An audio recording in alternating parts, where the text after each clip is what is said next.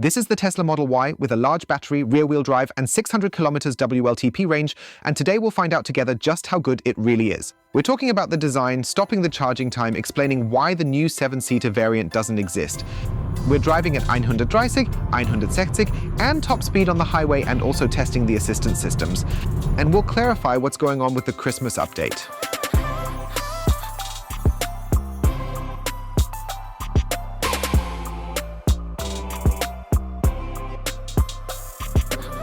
And with that, hey and welcome to this new video here at Juniper, and welcome to the winter test of the Tesla Model Y long range with pure rear-wheel drive. The long-range version has been available for quite some time now as an all-wheel drive variant, and this year Tesla decided to remove the front motor from the vehicle to enhance the range and lower the overall cost. Because the vehicle currently starts at 48,900 euros. If you directly watch the video on the 15th, by checking in December, you can save 6,000 euros directly with Tesla and charge your car for free throughout the entire next year. Take a look beneath the video to save an additional 500 euros. I simply have to bring this up immediately because it's such an extraordinary offer, making the car remarkably affordable. Because for a bit over 40,000 euros, you get an impressive amount of range, equipment, and vehicle, which is quite rare with an electric car in the current market. And now I've already blown away some laurels off this. We'll take a quick look at the car from both the outside and the inside, and then let's see on the highway how far you really get. And don't worry, also in everyday life. The new rear-wheel drive variant starts at 48,990 euros, making it about 4,000 euros more expensive than the previous entry-level model. However, you get about 150 kilometers more according to WLTP. At the front of the vehicle, you can recognize the rear-wheel drive version, just like the usual standard range model, by the absence of the LED fog lights, as it deliberately omits those features. Tesla with the more affordable or rear-wheel drive versions. Yet, the full LED headlights accompanied by the matrix light function come as a standard feature here, meaning there is no differentiation. Whether you booked all-wheel drive or not, however, inside you get the premium features package. We'll take a closer look at that very soon. I genuinely like the shape and overall design of the car. I mean, after all, I did get to personally drive the vehicle myself. What I don't find very appealing are these particular rims, because the 19-inch hubcaps installed here really aren't very attractive in this specific color combination, and in my opinion, that doesn't complement or suit the car's overall look very well. There are other rims that look better, like the TNA rims on our Tesla Model 3, which greatly improve the car's style and look. They don't necessarily have to be in bronze, but they certainly suit the car much better. However, at this point, Tesla exclusively installs dark wheel covers, at least for the rear-wheel drive maximum range model. And that suits the car significantly better, and it also matches a bit more cohesively. These dark town halls and also looks really cool here in the silver finish. Our test car, which I'm not sure why, still had the old silver ones, which I personally have never been a fan of. At the rear, you can clearly see that the car is well optimized for space, as it's 4.75 meters in length and 1.98 meters in width, without considering mirrors provide a generous amount of room. And that's not just when you fold down the trunk or the back seats, as doing so creates a cargo space that exceeds 2,100 liters, which is quite large. No, hidden under this rear seat is a spacious trunk with a capacity of 854 liters, divided into a fairly large upper section, separated by a less cleverly designed parcel shelf. That always bothered me. I don't know, there were none at first, then this one was delivered. So the folding mechanism really isn't quite all that clever. Whenever you need more space, you simply go ahead and remove it. Below that, there's even more space. A huge second compartment that's really deep, and also behind it a smaller compartment where, theoretically, the charging cable, the energy boost, or similar topics can find a place. And that's just really cool. There's also a spacious 117-liter front trunk, where not only everyday groceries, but also a carry-on suitcase, luggage, and a variety of other items can easily fit. Well, it's genuinely variable without end, and we're just now beginning to discuss the interior. Nevertheless, there is plenty of space here, not only for the passengers, no, also for storage options. And the Model Y still has a traditional steering wheel with corresponding stalks, so the turn signal on the left, and also the windshield wiper control, just as one is used to. And on the right, the gear lever. I could do without the right, but I find the left very convenient to still have. We were able to show and test the interior in white here, and it certainly looks really chic, but personally, I unfortunately don't find the plastic very appealing. The seats are really stylishly done, it looks very cool, and has that typical Tesla character.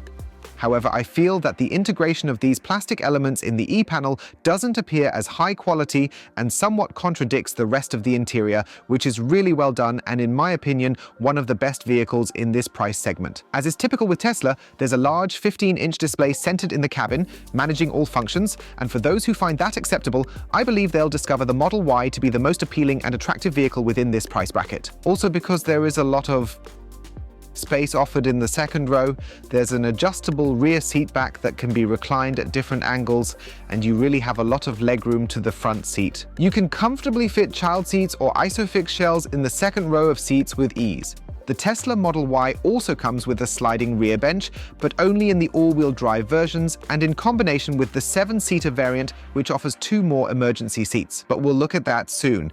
And if during the roundup you thought, wow, I'm just missing some things in the vehicle and I'd really love to replace the wheels, then feel free to check out Tessie Supply below the video, not only because you can get the TNA rims there, just like in the TNA shop itself.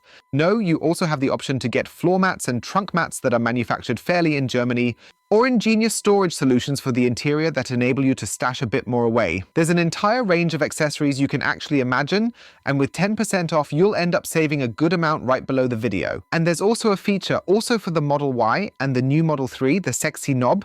This is a rotary push button for the central dashboard area, which is available in the Tesla Model 3, and it allows us to read out information about our battery and also utilize a few additional functions. And all of that is available at Tessie Supply under the video. Check it out. I'm getting behind the wheel now and we're hitting the highway to see what the car consumes at 130. We are now driving at a steady pace in one direction, turning around and then heading back to even out the topography. And for full transparency, yes, I have also included the section leading to the highway. It's simple yet key since no one lives by the highway. Saying at 130 you use this or that makes no sense. And then it's just the highway consumption. That's already quite specific here because you can really drive at a constant speed the whole time. And we'll drive the same route again later, also faster.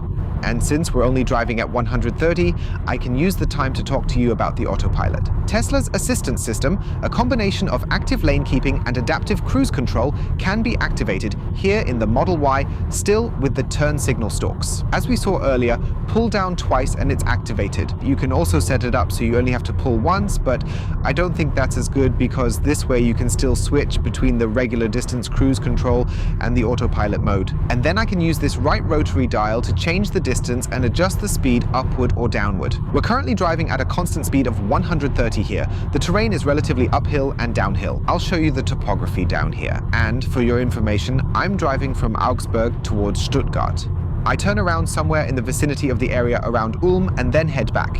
This depends on when I feel it's sufficiently indicative and when the battery is also in a good state to efficiently handle the faster section of the journey. Since you're discussing Autonaut, allow me to take a quick moment to talk about the exciting upcoming Christmas update. These updates come with a delightful array of entertaining features. The latest is a whoopee cushion option that plays a fart sound. Consequently, when someone takes a seat, it immediately triggers an amusing sound effect, sure to entertain everyone in the vicinity. Well, for those who need it, it's quite funny. I don't know, it's not an update I'd necessarily want in a vehicle, but it works and shows just how technologically advanced these updates tend to be, yet there are useful features too. A feature that has been introduced is that the car, in recent updates, now lowers the audio volume whenever it's put into reverse gear. From the media, you're familiar with many other manufacturers, or even that the car modifies the operating system's volume in relation to the driving speed, like with your music and similar functions. You also know that from many others, it's definitely more important with the combustion engine. Here in the electric car, it's not the main focus, but the ambient noise does get louder, and that's why it's nice to have. But what I find really cool is this small new display feature here. If you have the enhanced autopilot or the full autopilot potential, which, to be honest, I wouldn't personally recommend purchasing. The middle one is a level that's okay if you want to have this summoning feature, like moving the car forward and backward via app. Or over here, the active lane change function. Because when this particular symbol appears on the right and on the left, it indicates that I have the option to safely change lanes to the left as well as to the right. And now he moves over to this lane, takes a moment, and once he's fully in the lane, he speeds up, then heads out. I sometimes find the lane change process too slow, and I also find it a pity that I have to fully activate the turn signal. With Tesla, you just tap it briefly, and the car eventually stops blinking on its own. Not this triple tapping, but it just ends it when you no longer need it. then I think it would also be cool if this worked here, but it's not adjustable. Feel free to add the symbol if you like. It's quite useful info. When I'm on the left side, I can only move right. You know the game, and that makes it considerably easier. But from the holiday update, we move to the software, which we only briefly touched on earlier, and in my opinion, it is benchmark and has been significantly improved with the revision. Whether you genuinely need features like a weather map is debatable, yet it's certainly a nice bonus to have. Furthermore, the route planning has been adjusted. No, unfortunately, there still isn't an option available to add third-party charging providers. Just having the option would be pretty cool, even though many just want to rely on Tesla's own superchargers. But now there's the function to set the arrival energy.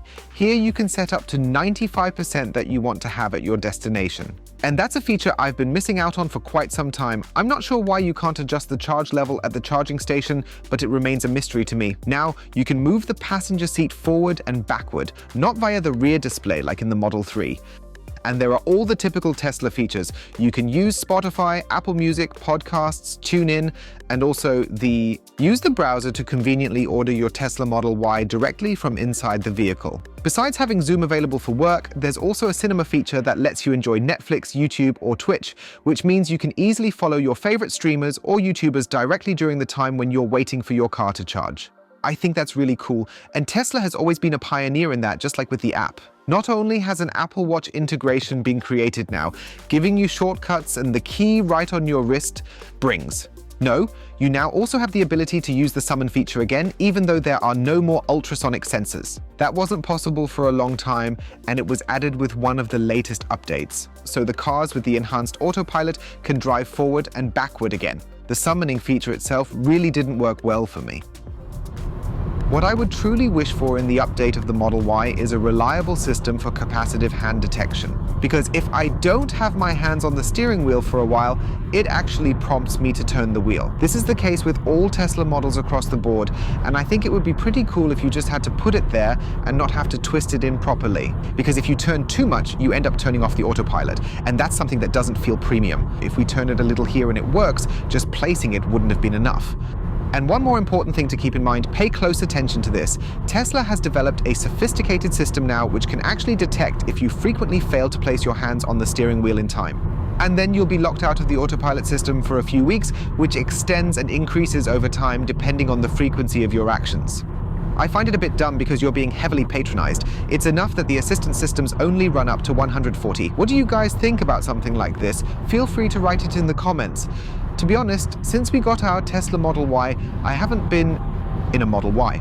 And prior to that, I've only taken the press variant of the long range for a spin just once, never the pure rear-wheel drive version, and after that I haven't driven any other cars except for our Performance. It had a different chassis, it had a different performance tuning, and that's why it's even more interesting for me now to be on the road with this one again, because it's been over 3 years. I think it's been quite a while since we last had the chance to drive it. I'd definitely say that the suspension system has clearly improved. At first, I'd mentioned it was too vague and really didn't suit me. It's somewhat unstable, which is why we ultimately decided to go for the Performance back then. I have to say, with this one, it's completely different. We'll talk more about it later at higher speeds, but here at 130, it really holds up well. There's no wobbling at all. I don't have the feeling that it's unsteady anywhere. Plus, the wind noise is kept to a minimum, which is crucial, particularly if you're planning to cover longer distances with it. And that is ultimately the expectation for the long-range version with rear-wheel drive, because otherwise there really wouldn't be much of a reason to choose this version. Then you could take a standard range if you only need rear-wheel drive, or the all-wheel drive variant if forward traction is more important to you. Propulsion is quite intriguing, as this model features 255 kilowatts of power in the rear motor. The Performance has only 235 in the rear motor and the standard range 220. That means the standard one comes to 299 horsepower, this one to 346, to keep the relations in the old currency as well. And that's significantly more, almost 50 horsepower.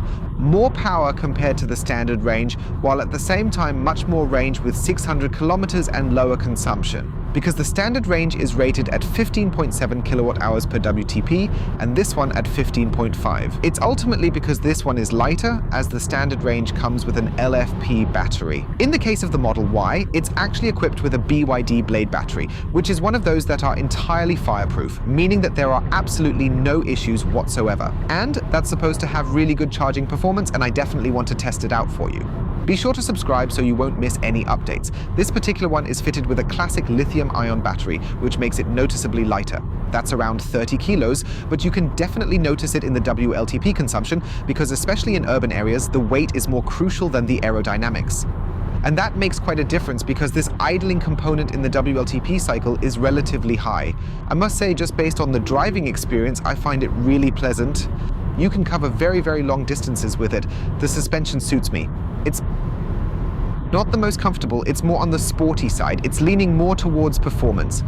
But for me, and based on my standards, it is really good. And you always have to keep the price in mind. Yes, it's not selective. Yes, it's now neither air suspension nor anything else. But to be honest, in that particular price range, you don't really expect that. Now I've been driving for about an hour, and it's time to reveal what the consumption looks like for the 130. To tell you about the current weather first, it's 3 degrees outside. That's obviously not minus temperatures, but it's already very cold. Plus, there's wind, and it's December here now. That's why the winter test. What does the consumption say, though? Currently, driving 114 kilometers at a constant 130, now briefly in the 120 limit, it's at 21.5 kilowatt hours. We'll discuss it at the very end. How many percentage points I've consumed and how far you can realistically travel with a completely charged battery. Because the consumption at Tesla is always adjusted, many of you often write in the comments asking about the real figures. That's why we'll figure it out together later. For me, it's time for the 160 round. Now at 160, the suspension system is giving some somewhat different feedback compared to what it did earlier, because I sort of experienced a slight wobble right here in the middle section at certain points, but I hope that you can hear it a bit through the camera. It's also related to the asphalt. So if I'm driving in the left lane where there are clearly more bumps and not in the middle lane where it's smoother, then it's definitely stronger on the left. When I switch to the middle, like now on smooth asphalt or here again, I don't perceive it as strongly. Still, I have never experienced that on this route before, and currently I conduct almost all my tests on the stretch from Augsburg to Günzburg because it is a very good route, primarily due to the fact that it's usually quite clear, up to 220 restrictions, which allows me to effectively gather comparable values that are beneficial for your reference purposes. And it's quite strange that it comes into the interior here like this because from the acoustics itself, you can hardly hear anything right now. Of course, you can hear the wind getting louder at the lower level, but it's not like I feel I can't have a conversation in here anymore. Let's see how it is later when we are driving at an even higher speed. I'm currently on another stretch of the highway, and here the pavement is noticeably more comfortable and smoother, or rather the car experiences noticeably less of that humming noise. It was just important for me to highlight again that it was a combination of the road and the pavement type. Like I mentioned earlier, I didn't have it with other cars that drove over it. That means the car apparently has problems when there are lower frequencies and poorer road conditions. But that doesn't mean the suspension is bad per se, because when the road suits it, the suspension is really good, just like I said earlier. You notice the speed fluctuates now and then. I'm not driving as consistently as before. That's because Tesla's cruise control, specifically the cruise control with the distance regulator, only works up to 150 kilometers per hour. The assist function will run up to about 140. Once you hit 160, you're on your own. While I've reached the 120 zone again after just a mere 89 kilometers driven, we had a notable average consumption of approximately 28 kilowatt hours. It fluctuated a bit, peaked at 29, and now after the 120 zone, it's at 28. I think that if you were to drive this stretch constantly at a speed of 160 without encountering any speed limits, which is quite unrealistic of course, is roughly around 30 kilowatt hours in total. This is considered the realistic figure, since sometimes someone might cut in or there's a construction zone. You never really manage to consistently drive at these speeds in Germany, even though they're still allowed. Unless you're driving at 3 o'clock on a Sunday morning, but I can't really imagine why you'd need to get anywhere that fast then. Well, there's the weekend, but be that as it may, now you know the value at 160. At higher speeds, the car is significantly better than a Model 3. One must say at this point because the new Model 3 suspension is noticeably designed for more comfort. And this remains the older version, you might say. When I hop on here, there truly isn't really a whole lot that seems to occur at all. Ironically, despite the fact that the car sits significantly higher with increased ground clearance and more suspension travel, it doesn't sway or lean as quickly, allowing it to feel somewhat more stable and grounded on the road than one might initially expect. It's not quite comparable to the all-wheel drive versions or to the performance models, but it is noticeably better. Compared to the current Model 3, the top speed is then around 222 kilometers per hour according to the speedometer. Tesla states it's 217.5 kilometers per hour officially, Some deviation is fine. To me, that's a sensible speed for short stretches, allowing you to step on it occasionally. And with these quick drives, the fuel consumption is, of course, always a bit difficult to represent, because you're always driving in stages, as mentioned earlier, at 160. For me, though, if I wanted to drive long distances quickly and actually did, then it was... The value of around 45 kilowatt hours actually wasn't the best. You could also have another stretch at 120 in between. Then you could quickly find yourself back under 40 kilowatt hours again. Well, it always puts things into perspective, but if you can ride long stretches really fast, then the battery will take you as far as 150 kilometers. And then it's back to the charging station for you. But before we get to that, just a quick everyday consumption check. Because the range on the highway is of course quite nice in the city, but it will also be interesting, and it will be even more noticeable that you only have the rear motor. And my consumption was around 14-15 kilowatt hours even now with these temperatures. So just a bit of driving through the countryside and the city, and then you've got a really impressive driving range. Because if you calculate that, you're easily at 500-550 kilometers, even in winter, urban, with a bit of country roads. And that's easily enough in old age. That means for most of us we charge maybe every 2 weeks. But now we're arriving at the charging station. The moment has come and I glance at the clock. After a span of 33 minutes, I have reached 80%. I started, as I typically do, at a 10% battery level, slightly below, and then, when it reached 10%, stop the clock. And it's really not an impressive value when you take into account that the battery only holds a capacity of 79 kilowatt hours, and here you're actually recharging approximately 55 kilowatt hours. Then the time is not really good, it's not bad either. So there are other competitors. I'm just thinking of that one or another Chinese guy who takes over 40 minutes. It's not really considered to be state-of-the-art these days to claim that everything ought to be completed in under 30 minutes. I'm really eager to see what Tesla is doing in the charging sector. In the US, it's being reported they're upgrading V4 superchargers to soon support a charging capacity of 500 kW. Probably just with the Cybertruck at first, as it's the only vehicle with 800 volts to support it. The Model Y, however, is the vehicle with the largest volume. An update is expected next year, and if it then has 800 volts, that would be super exciting. We are also doing a comparison of the long range with all-wheel drive and how it stacks up against the Xpeng G6 for you. Also a very, very exciting vehicle. And then we will find out together what the charging power of 800 volts in Xpeng means and how that compares with Tesla, because the battery there is essentially the same. The video will be coming soon here on this channel. I'll be making the comparison together with Tarek, with whom I also have my podcast, The Mileage Eaters. So if you don't want to miss it, then subscribe to the podcast and subscribe to the channel here. The charging performance otherwise, one point to mention, with Tesla you only pay for what actually arrives in the car, and that's crucial for the overall cost calculation for many of you out there.